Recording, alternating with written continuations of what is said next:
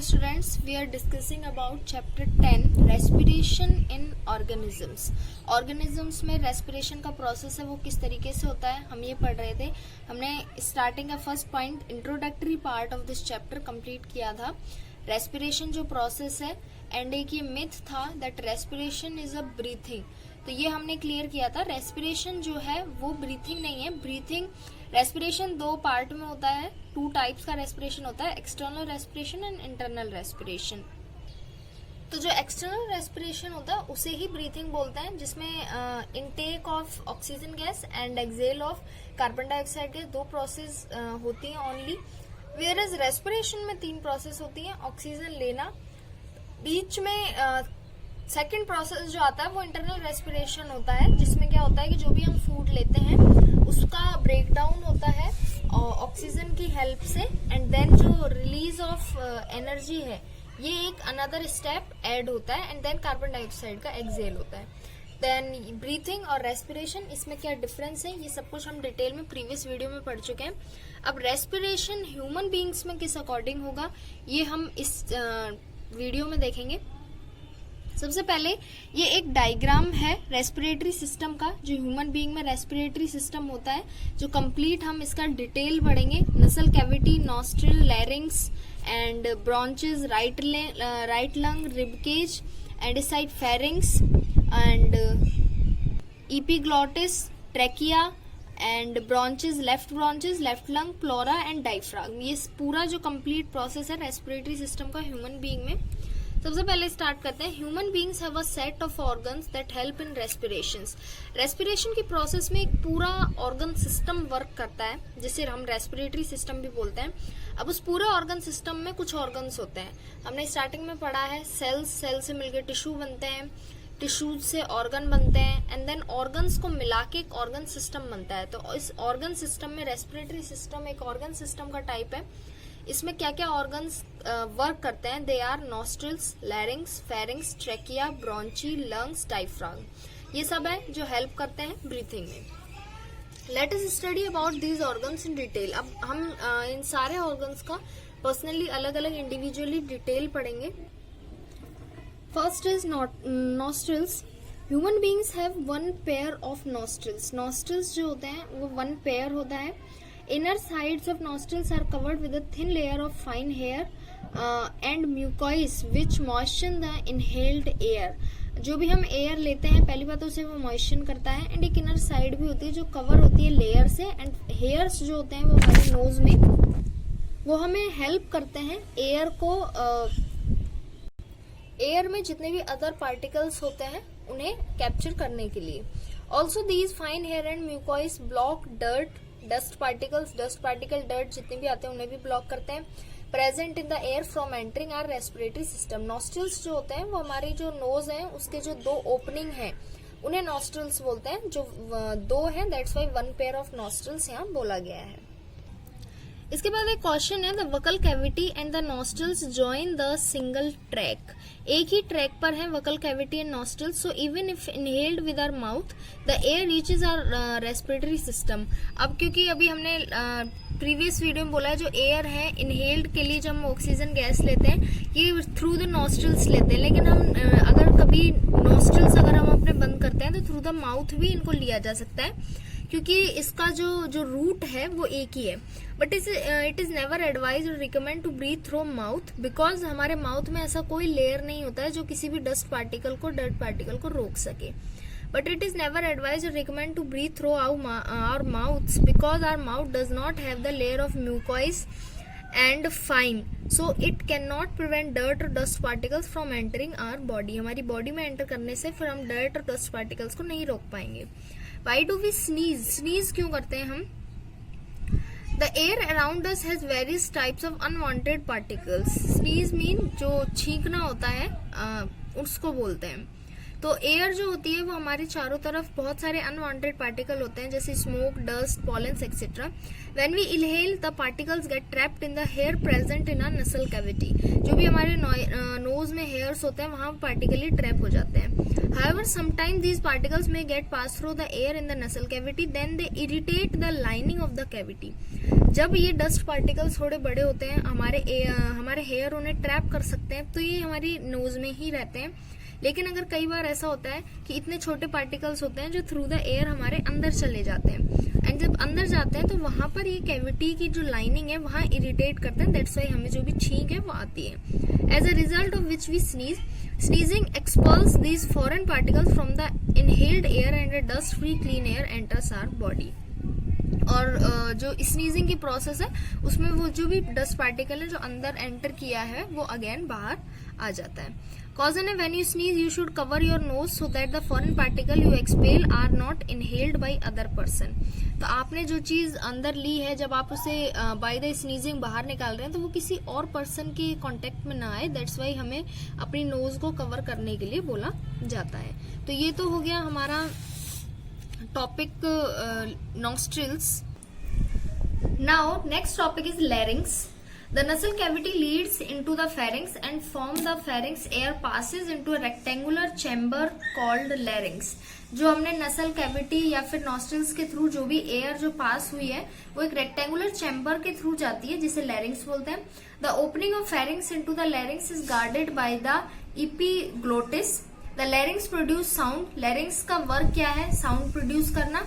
Voice box जो हमारे गले में से आवाज आती है वो लैरिंक्स के थ्रू ही आती है. Folds of tissues present in a small air passes vibrate to produce sound. तो आपको मेन लैरिंक्स में दो चीजें याद रखनी है. एक रेक्टेंगुलर चैम्बर होता है जहां से एयर पास होती है और जो हमारी आवाज होती है वो लैरिंक्स के थ्रू ही निकलती है. 2 lines are enough for this topic. Now next is trachea. इसके बाद फेरिंग्स या लैरिंक्स. इसके बाद जो भी एयर है वो ट्रेकिया में जाती है.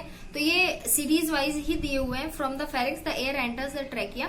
Trachea is in the form of rings made of cartilage. ये रिंग्स की फॉर्म में होता है. लैरिंक्स रेक्टेंगुलर फॉर्म में होता है. Since it acts as a passage of air it is called a wind pipe. ये पाइप होता है, रिंग का पाइप बना हुआ होता है. दैट्स वाई इसे विंड पाइप भी बोलते हैं. और the trachea gets divided into 2 branches. Then trachea एक पाइप है और उसके बाद ये 2 ब्रांचेस में डिवाइड हो जाता है जिन्हें ब्रोंची बोलते हैं. जो लेफ्ट ब्रोंची राइट ब्रोंची होती है वो उसमें ये डिवाइड हो जाता है. ब्रोंची क्या है? Each branch is called a bronchus which enters into a lung. इसके बाद जो ब्रोंची है 2 पार्ट के बाद वो एक लंग बन जाते हैं. तो 2 lungs हो जाते हैं, right lung and left lung. We have 2 lungs and the branches that enters into the lung further divides into many branches called bronchioles. They end in tiny globules called air sacs or alveoli where the exchange of gases takes place. तो यहाँ पर जो air sacs होते हैं, alveoli जो होती है, यहाँ पर एयर का एक्सचेंज होता है. जो हम कार्बन डाइऑक्साइड रिलीज करते हैं, ऑक्सीजन इनटेक करते हैं, ये सब यही होता है ब्रोंची में. तो आपको मेन याद रखना है कि जो ट्रेकिया है उसके 2 पार्ट होते हैं, ब्रोंची, और ईच ब्रोंची ईच लंग में जाती है. इसके बाद आते हैं लंग पर. Lungs are made up of 300 million cells. Cells हमने पढ़ा है स्मॉलेस्ट यूनिट है बॉडी की. तो जो लंग्स हैं 300 million सेल से मिलकर बने हुए. इन सेल्स को ही एल्वियोली बोलते हैं जो कनेक्ट होते हैं ब्लड वेसल्स. हमारी बॉडी में जितने भी ब्लड वेसल्स हैं जहां से ब्लड फ्लो हो रहा है उन सब से एल्वियोली कनेक्टेड है. The oxygen rich air that we breathe in reaches alveoli through bronchioles. The alveoli exchange gases with blood vessels. The carbon dioxide rich air is exhaled through the same path taken by oxygen rich air that is inhaled. अब lungs पर आकर ये finish हुआ है जो भी हमारा air है जो हमारे नॉस्ट्रिल्स के थ्रू आ रही है. पहले नॉस्ट्रिल्स में से एंटर करती है, देन लैरिंग्स में आती है, फेरिंग्स में, ट्रेकिया में, ब्रोंची में, देन लंग्स. और इसी through lungs, then bronchi, then trachea, then larynx and then nostrils. इसी थ्रू हमारा जो कार्बन डाइऑक्साइड गैस है इसका जो बॉडी से एक्सेल रहता है वो भी, उसका रूट भी यही है same. Now next topic is movement of oxygen and carbon dioxide. हमारी बॉडी में जो मूवमेंट हो रहा है ऑक्सीजन का एंड कार्बन डाइऑक्साइड का वो किस अकॉर्डिंग हो रहा है? When inhaled air reaches the alveoli. जब इनहेल्ड एयर है जो एल्वियोली तक पहुंचती है, there is more oxygen in the alveoli than in the blood of the capillaries. तो कैपिलरीज में जो ब्लड होता है वहां पर ऑलरेडी बहुत सारी ऑक्सीजन और होती है। So oxygen moves from the alveoli to the blood which combines with the red colour pigment in blood called haemoglobin to form oxy haemoglobin. तो आपको मेनली ये याद रखना है कि हमारा जो ब्लड में जो पिगमेंट होता है रेड कलर का हीमोग्लोबिन, वो ऑक्सीजन के साथ प्रोसेस करके ऑक्सी हीमोग्लोबिन बनाता है। In the lungs, the blood capillaries have more carbon dioxide than the alveoli air. So carbon dioxide diffuses from the blood in the capillaries to the air in the alveoli, which is then sent out of the body when the air is exhaled. Blood capillaries में carbon dioxide होती है और उसके बाद उसको alveoli के through और उसी पाथ के थ्रू इसको वापस एक्सहेल कर दिया जाता है। लास्ट जो आता है हमारा diaphragm. Diaphragm is the large muscular sheet है। डायग्राम एक शीट होती है जो which acts as floor of the respiratory system and the lungs, जो एज फ्लोर वर्क करते हैं, जो हमारे लिए हमारा फ्लोर वर्क करता है, उसी तरह ये जो डायफ्राग्म जो शीट है ये उसके लिए उसके फ्लोर की तरह वर्क करती है। The expansion and contraction, expansion and contraction lungs में होता है, जैसे उसका फूलना एंड सिकुड़ना, ये ही कंट्रोल करता है डायफ्राग्म को। Diaphragm is connected to the rib cage and also protected by it. Diaphragm जो है वो रिब केज से कनेक्टेड होता है और वो उसको प्रोटेक्ट भी करके रखता है। When the diaphragm moves down the lungs expand. जब डायफ्राग्म नीचे की तरफ जाता है तो जो लंग्स हैं वो फूलते हैं। And this expansion of lungs enables to breathe in air. और इन्हीं का ही एक्सपेंशन जो होता है वो हमारी एयर का ब्रीथिंग होता है, इनहेल एंड एक्सहेल, इसी को बोलते हैं।